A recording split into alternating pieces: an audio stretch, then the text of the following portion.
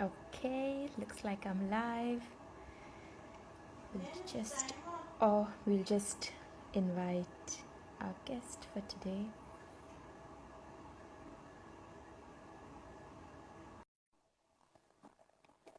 We'll wait for her to come on. Hi, Leo. Can you hear me?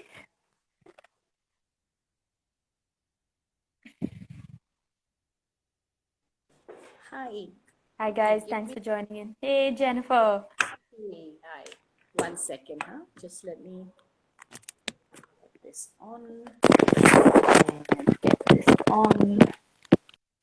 Yes. Looking fresh. Feeling fresh. Good. Thank you. Hi. Hi. Let's get started. Lighting is great, and I can hear you. Super. And picture is clear. Amen. Great. We'll just wait for a few people to join in. It's just a minute before, Sure. Our time, so we'll just wait. Absolutely. Have you had a good day today? I've had a good day, yes. Yes, it's been good. Tomorrow's Friday, yay. I know, yay.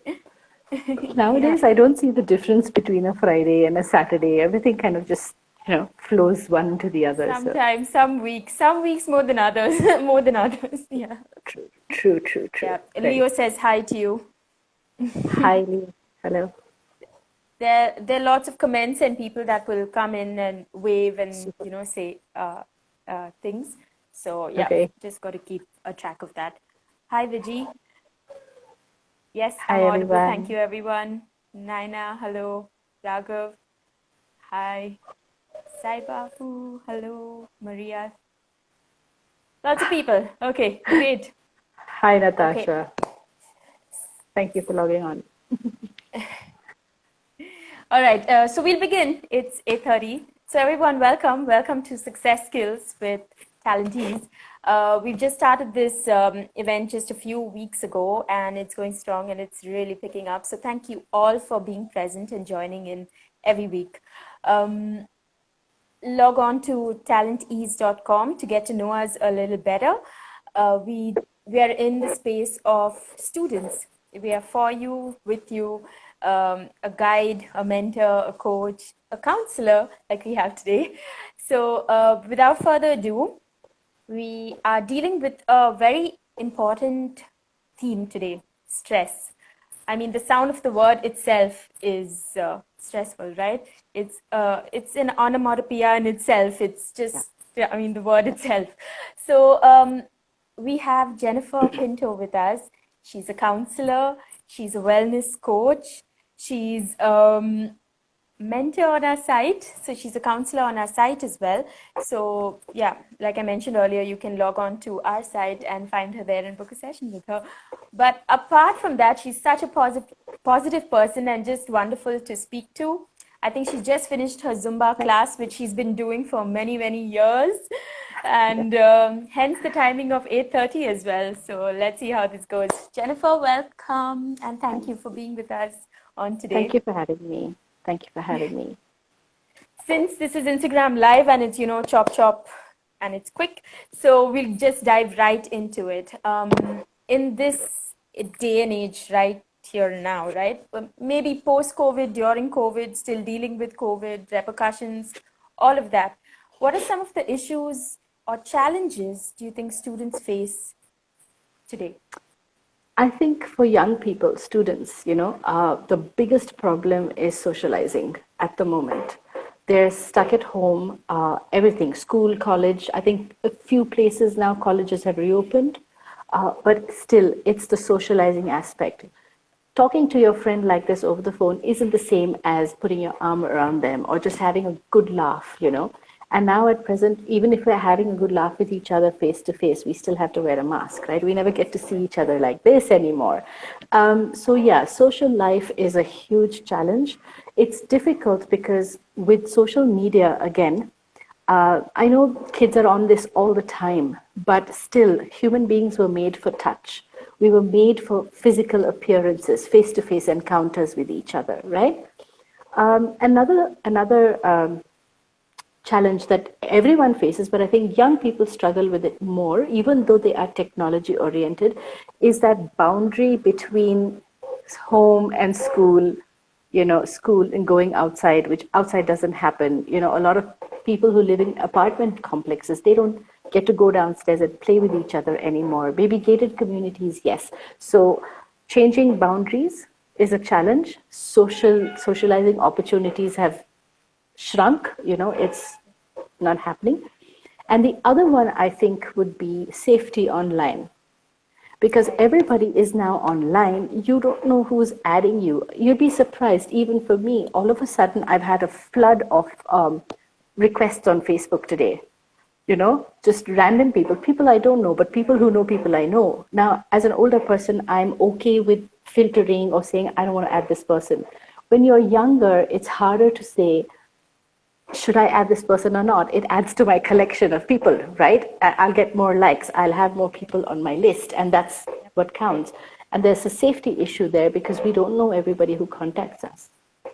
So those would be my top 3 challenges that young people might be facing today: socializing, changing boundaries, and safety aspects online. Yeah, I mean, it's funny you mentioned that, because I remember when I was much younger, saying that, oh, I've got, whatever, 500 friends on Facebook. And then my friend says, oh, I've got 750. And then it's like, okay, now whoever adds me, I'm just going to say, yeah, request, yes, doesn't matter. Okay. And this whole new fad of likes, right? It's crazy. Scary. It's scary. It's scary. I've seen a few videos out there of, these are all taken in America, but still, I mean, it's a real issue. Whether it's there or here, it's a real issue, right? Yeah. People contacting teenagers, saying, meet me here, meet me there. I mean, how does that work? At least here in India, as parents, we still have, I feel, a little more, hang on, on what our kids are doing or who they're meeting and what's going on. We still have control over that. Yeah. I know.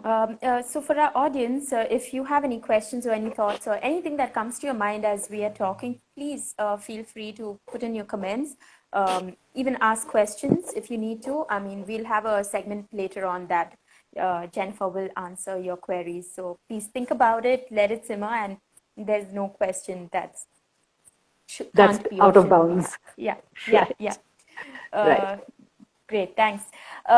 So the thing that we hear so often, and we say it with jest a lot of times, is I'm so stressed. This is so stressful. And certain times it's very surface level and it's just something that you say. But certain times it could be much deeper, much deeper, that It could run into, anxiety or even depression or other different names that it has. So could you shine some light on this word, stress? Okay. What is stress? I mean, think about yourself on a calm day. You're at equilibrium, right? You're happy, you're cheerful, everything's going great. You're calm, maybe everything's fine. It's like, the surface of a pond, maybe. When that equilibrium for us, each one of us, when that is disturbed, and it can be disturbed by anything, right? It's stress. It's basically something that troubles you and disturbs your equilibrium. Now, the intensity might vary. So your question was, we sometimes use it for fun, right? For example, let me give you an example. Now, if you've jammed your finger in the door, really jammed your finger in the door, that's very painful. Your body goes into stress, severe physical stress, which is very different from if you touched a hot dish on a stove and you just said, and backed off. It's the same thing. You've hurt yourself, but the intensity varies.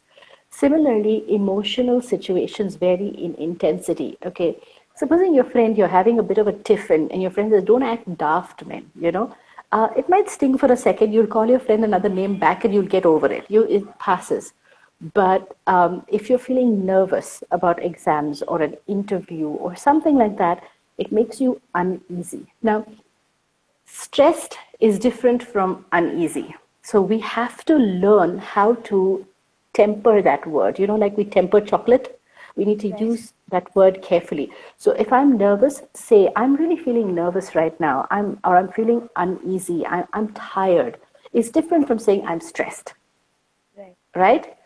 So I think when we feel emotional imbalance or any of the anything like that, I think we should choose our words carefully. It's not that we don't have a vocabulary. We do. We do have a vocabulary by the time we're teenagers. I suggest using the right word for the right intensity. You know, I've heard people say, they look at a menu and they say, "Ugh, I can't order anything right now, I'm so stressed." I know it's stressful looking at 200 things on a menu, but just say, Yeah. you know what, this is impossible. I really don't know what to choose. Choose for me. Is better than saying I'm stressed. Reading a menu cannot be stressful. Yeah. It can be annoying, which is a different word. So I think we should learn to be careful when we use the word stress. And But that can you way, tell us why? Why is it, why do we not, why shouldn't we use that word? Yeah.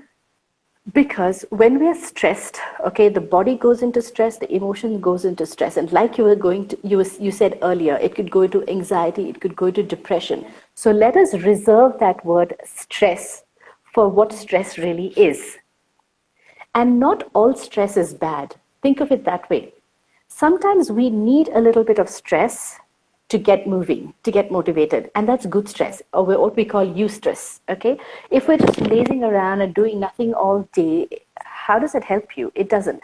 You need a little bit of good stress to push you. You know, if you have a bell curve, right, Right. then you need that little stress to push you to study, push you to finish that project, push you to get whatever, your kitchen work done, your cooking done for your guests, or whatever it might be. But when it goes beyond that and it pushes you to a point where your emotions are hurting and your body is hurting and your mind is hurting, then it becomes bad. So I think when it goes over that bell curve and we're really starting to get stressed, that's when we should use the word stress.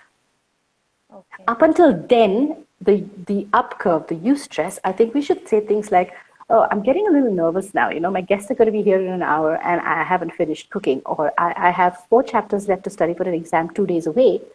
And I think the nervousness is building up, or the uneasiness is building up," instead of saying stress. Do you get what I'm saying? We can use better words in the up curve and use stress as a word in the down curve. That way, people around us will also be able to differentiate between, okay, he's just a little bit, feeling iffy, Correct. versus he's really stressed. And now I know this is going to be trouble. But I mean, that word is so, I mean, it's used all the time by all of us, right? I know I use that a lot. I mean, literally, when you spoke about the menu, I'm like, okay, this has too many words. It's too stressful to look at. Yeah, yeah, Literally. yeah. So, I don't know. We have to be a little bit more conscious, I guess, when. I think awareness is the key. Awareness is the key. We all have a point beyond which we know we're tipping in the wrong direction. I'll Yeah. give you an example. So yesterday I had a whole bunch of things to do. Okay, somebody had sent me material for a training that I was supposed to do today. There were a couple of things on that training that I didn't know how to do. I was trying to get on a call with that person to find out how to run it, and nothing was falling into place. It was becoming 8 o'clock, 8:15, 8:30. And I was catching up with you. So, Right. all those things were happening and they were not falling into place. But I realized that there's not much to stress about, because as long as I get all my information by this morning, 9 o'clock, I'd be fine. So there was that constant awareness factor saying, don't tip over the edge, Jennifer. It's okay. Somebody will call you back. Something will fall into place. And as each thing gets eliminated, it starts falling off your plate, Right. right? So awareness is the key. Knowing where each one of us has that tipping point is very important. Yeah. A lot of times I think we get just so busy in life that we're not aware of what is happening to us, you know? So, what do we do at that point? What could we do at that point? The If there tipping was. point, Yeah. Yep. I think when you are acutely aware of your thought process, where your tipping point is, you can always pull back in so many different ways, okay? One of the ways would be you're at your tipping point and somebody comes and tells you you have to do something else. You could just turn around and say, no, I'm sorry. My plate is full. Sometimes we stress ourselves by taking on too much, more than we can handle. We like to do that sometimes. We think or we imagine that we are more capable than we are. And it's perfectly all right to say, hey, you know what? I'm not capable right now of taking on this much. I'm not. I don't want to. And I have personally realized the hard way. So, I mean, for young people, if we were to say, you have one group of friends that says, come out with me, and then there's something else, and you're socializing, and then, you're tired. I do have a young lady who I spoken to once, and she said, I get tired, and some days I don't want to go see my friends. I said, why don't you not go then? Oh, no, they'll feel bad. I'm like, don't stress yourself. Tell them, listen, I'm not feeling well today. I've got a bit of a cold. I'm just tired. I don't want to. Is it okay if I come next time? Come on. If they're good friends, they're going to say, yeah, sure, whatever. She'll turn up next time. Don't stress yourself, and don't also be the friend that stresses other friends to say, come. Okay. Yeah, I guess, saying no also, at certain times, that's very important, and as young people, I feel we don't want to miss out on what's happening in the world. That's why we don't say no. FOMO. Okay. FOMO Absolutely, absolutely. It's just a slightly older version of small babies. Have you seen small babies? They'll stay awake to a point where their eyes are blistering, and then they'll start crying, and the parent is so helpless, and there's shrieking going on. Why? Because they don't want to sleep. They just want to be where the action is, whatever the action is. I don't know. And this is just a teenage version of the same thing. Correct. But I don't know, personally, for me as well, I had that problem, but now I have JOMO, which is the joy of missing out. So, I've got to learn, I've really got to learn all these terms, huh? JOMO. Okay, that's a new one. Hey, you work with students. You should know these terms. No, there are just too many of them also. Honestly, there are too many of them. Every week there's something new. Yeah. Jennifer, you know what we'll do right now? We'll go into a few questions and a few comments that have come up from the audience, and then we'll go into maybe the last question that, Sure. So let's just take a look at a few questions that have come.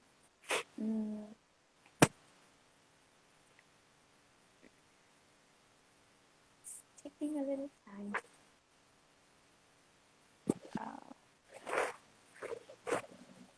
Can the use of language play a big role in managing stress? Yeah, I guess you did.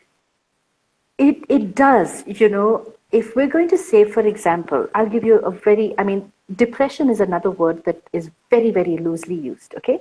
Yeah. Depression is an illness. It happens to people. It's very difficult for people who are depressed to come out of it by themselves. They really need help. Okay, and it's serious. It's a constant feeling of sadness for various reasons. The causes might be hormonal imbalance. It could be family situation. So many reasons. Okay, but I've heard people use that word so frivolously. In a conversation in an elevator, I heard this maybe a year ago when I was in office. I wanted to buy that outfit and I couldn't get it. The other sale was over. I'm so depressed. Mm-hmm. It's an outfit. It's just an outfit. You didn't get this one. You'll find somewhere else. You'll find something else that you like down the road. Depression is something extremely serious, and we can't throw words around. Again, I know somebody who used to score in her 90s in her ISC exams. She managed to get a little less. Like, she didn't use the word depressed, but she was feeling lousy. Okay? You can say, I'm feeling lousy. Yeah. I'm feeling bad about it. I'm feeling unhappy that I didn't get what I wanted.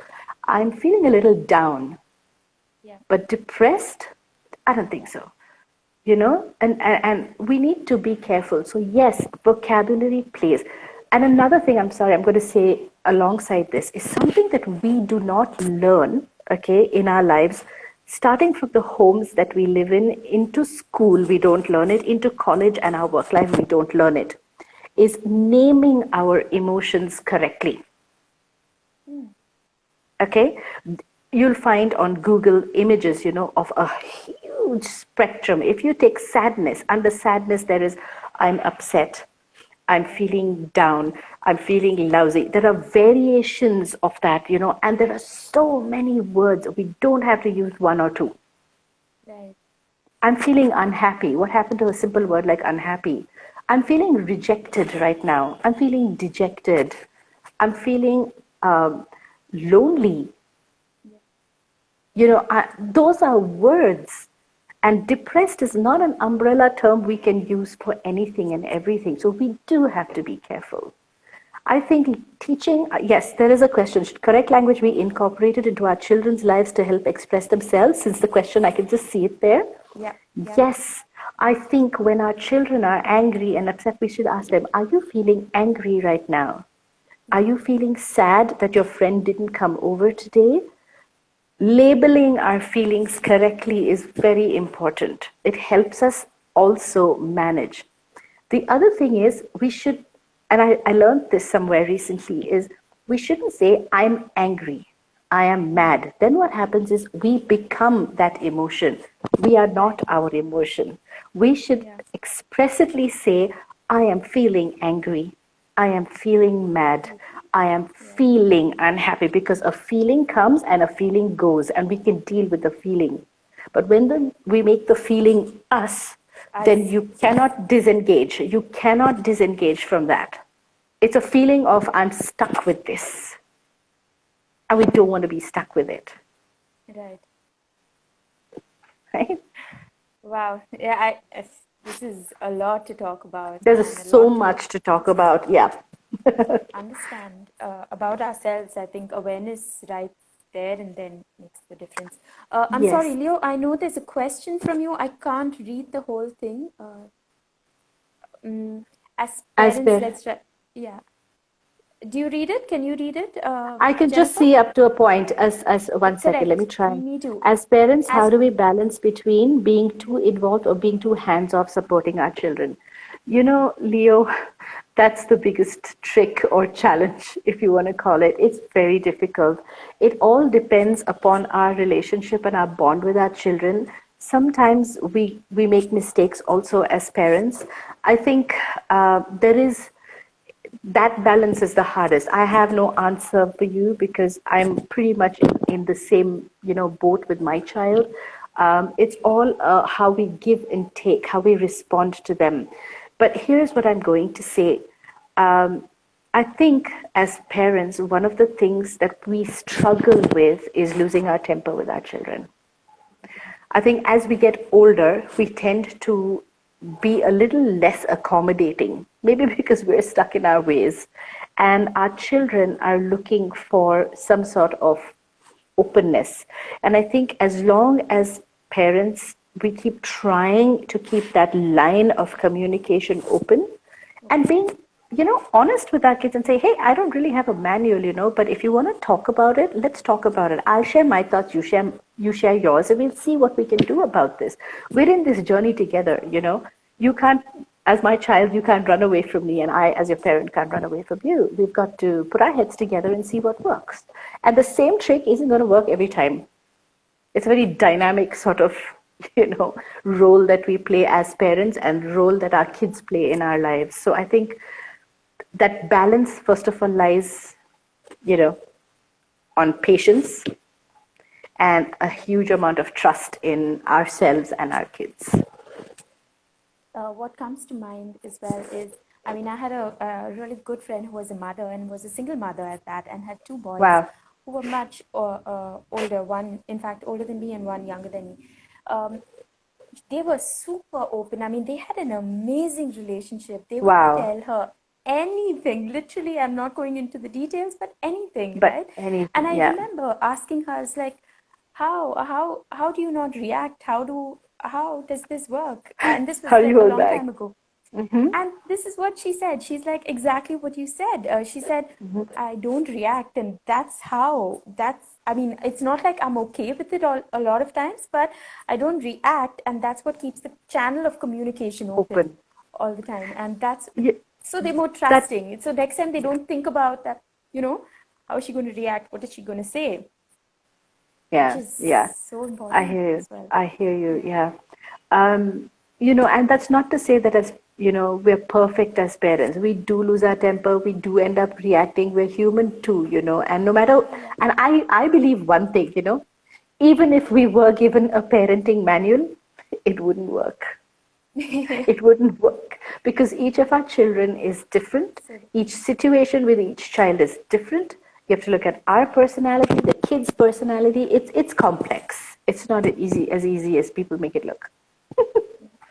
and if you have two children or more, each of those also are Oh different. yeah. Oh yeah. I know So yeah. somebody who has five kids, and he was telling us. He says, each of my five children are so different. It's not funny. Yeah. Yeah. Yeah. So. Guys, like I mentioned earlier, Jennifer is a counselor with us on our side. So if you want to book a session with her and have a close one-on-one, log on to www.talentease.com and find her in the personal mentoring section. She's right there, so you can book a session right away. But Jennifer, the name of our show is Success Skills. So I want to Mhm. end this with you. What are your success skills? What are my success skills? Okay. Um, well, one of the things I think would be good time management skills. Okay, prioritization. I hate calling them time management because you can't manage time. You can't. Okay? You can You manage end up yourself. getting, yeah, that's about it. So I'm not perfect in that area, okay? But I've noticed on the days where I channel, put down what needs to be done and keep staring at that list, every half an hour, I do get distracted. Facebook is one of my biggest distractions, okay? I'll be honest. And when I look at that list, I know, okay, this got done, this got done, this got done. Some days I get just the easy stuff done. I don't get the heavy stuff done, okay? And that's fine. We can't beat ourselves over it. But good prioritization skills are very important. We got to learn it. We got to teach our kids, okay? That way, you will also manage stress. Going back to our previous question and our previous discussion, right? Right. Another skill, okay, if I can call it a skill, I think it's more an attitude. For me, success is I don't bother about what people think. I have zero fear of judgment. I don't know where it comes from. Maybe it comes from my parents. Maybe it comes from the situation I've grown up in. I really don't care what people think about my choices, about how I want to do something. It's not to say that I don't care what you think of me. It's not that negative sort of thing. It's, a lot of times students, their parents, a lot of people don't do the things they want to do in life because they're afraid of what will people think, what will people say. Really, in my opinion, I think unless people are funding you, sponsoring you, then they have the right to think. People are going to judge us anyway. Are we going to wait and stop our entire life? I don't think so. I don't think so at all. I started teaching Zumba when I was 35. For a brief moment, I thought to myself, really? Actually, you're going to start at 35? You've never been into anything fitness related till then. And then I said, you know what? I'm doing this for me. I really don't care for the rest of the world. And I'm still not as slim and fit and whatever as you would imagine a Zumba instructor. I am me. I'm doing it for my exercise. I'm doing it for my happiness, my me time, and whatever you want to call it. And so that's an attitude that I have. I really don't care. If they think it's wrong, let them think it's wrong. I need to do it for me. So If I might ask you, my did you always have it? Did you always have this attitude, or did you develop it over time? I think I always had it. I felt, okay, so here's the thing. I always thought as a student, yeah, I was a very, I don't want confrontations. I don't want to be, I don't want people to think this of me. But I have a friend who I met 25 years later here in Bangalore, and she said, even in school you were like that. And I always wondered, can I have like 10% of what that girl has? And I said, Yeah. really? I didn't realize. So apparently I always had it, but it's become a little bit worse now that I'm older. Like I really don't care what. But let me tell any of the young people out there, okay, don't bother a hoot about what opinion. See, I take your mom and dad's opinion, okay? Ask them what they think of certain choices that you might make. Respect what your parents say. But if you still want to do it, tell your parents, I hear what you say, I understand what you're trying to tell me, but I want to try this out. I really want to take up this course because that's where my heart, my passion, my whatever is, okay? But if it's anybody outside your parents' circle, that's the door. Scoot, shoot. I'm just going to do what I need to do for me and be happy. Because you know what, kids, guys, young people out there who are listening today, your life will go by faster than you can imagine. You know, even today I sit back and I tell my husband, man, just 25 years ago, I was 25, 20 years old, you know? And the world stretched before me. And then 25 came, 30 came, 30 to 40 just went psk, like that. I don't know where the time went, you know, and the next decade is up, you know? Right. So don't imagine that you have a lot of time. Do what makes you happy. Follow your heart. Travel. I mean, now travel is not, but whatever you want to do, follow your passion, your dream. Don't wait. Don't wait. Wow. Inspiring. I feel like we can continue talking and talking, Yeah. but and there's like so much of activity on the chat as well. I mean, a lot of Oh, really? Ruby McGuire asking what's a tip that you can give a budding counselor? That is, yeah. What tip I could give? Yeah, Ruby, hey, I know you, Ruby. Ruby, the advice I would give you is listen very carefully to your counselees. Listen to read between the lines. It's the people that you're caring for as a counselor that are important, not our own thoughts. We can share our thoughts. We must share our thoughts because that's what they come to us for. But listen very, very carefully to the person on the other side because they're the ones who need your care and your attention. So there might be things that they're not telling you that you want to figure out, but they are more important at that point in a session. Wow. Thank you, Jennifer. Another question, actually from Ramona, isn't it fair for us as parents to have expectations from our children? It is. When we have expectations of our children, we should tell them what those expectations are.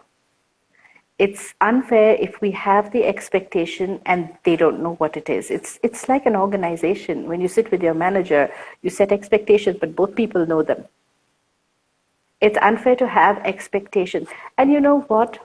You know, we're dealing with human beings here, and sometimes our children have expectations of us too. I expect you as my parent to love me, to protect me, to provide for me, to help me make better choices, to forgive me, to teach me certain things. Yes. And when we also have to fulfill those expectations that our kids have of us. So I think when we have those expectations, we must sit and, you know, you can't do it with very small children.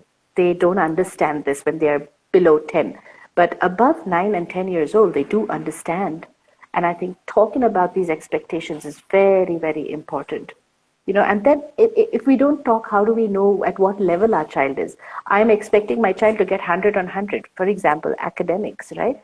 But my child is not capable of that. It's okay. It's okay. You get something. You get, you know, I expect you not to get 35. But anywhere between 50 and 80 is good. However, I love you despite what happens. Right. You're my child first. Your marks afterwards. Lovely. I don't know. I think, like I mentioned earlier, this conversation can go on, and maybe we'll do a part two, maybe a parents segment, maybe something else. Absolutely. That maybe if the audience has some ideas for a different, a talk, maybe in another live event, maybe a few weeks from now. I'm going on saying maybe, okay. But if you have any ideas or any themes that you would like for us to cover, you can DM us on our TalentEase page anytime. You can email us at hello@talentease.com. It's a simple hello@talentease.com. And let us know your thoughts, and we'll try and definitely have a session with Jennifer again. in I love time. that. Yeah, thank Yeah. you. Anything else? Let me just check. True expectation works both ways, Ruby says. Leo says one of the biggest causes for misunderstandings is exactly the lack of communication on expectation. Yeah. Yeah. Yeah. I agree. Ramona, cheers. Thank you for your question. Big thank you. Thanks, Nilesh. All Thank you, right, guys. great. So that's it. We've come to the end. Thank you, guys. It's been an awesome session, and it's been great interaction with the and with our entire audience. I was kind of wondering how this timing is going to work out, and Right. it worked out. So It worked thank out. you guys for joining in. And Jennifer, it's just been a pleasure speaking with you. Thank you for this opportunity. I'm glad I was able to answer a few questions, and yeah, I'd love to do another session. No, it was Okay. beautiful. I think Thank you so much. everyone listening in has said such nice things about you. So we will definitely do a part 2 in time. I'd love that. I'll be in touch. Great. All Thank right. you. And for Thank everyone you, else, Jennifer, everyone. like I mentioned, again, is a counselor on our site. So do log in, write into us, and we'd be happy to help you. Thank you, guys. Good night, and have a Good great night. rest of the week. Yeah. Take Thank care. you, Jennifer. God bless. Bye.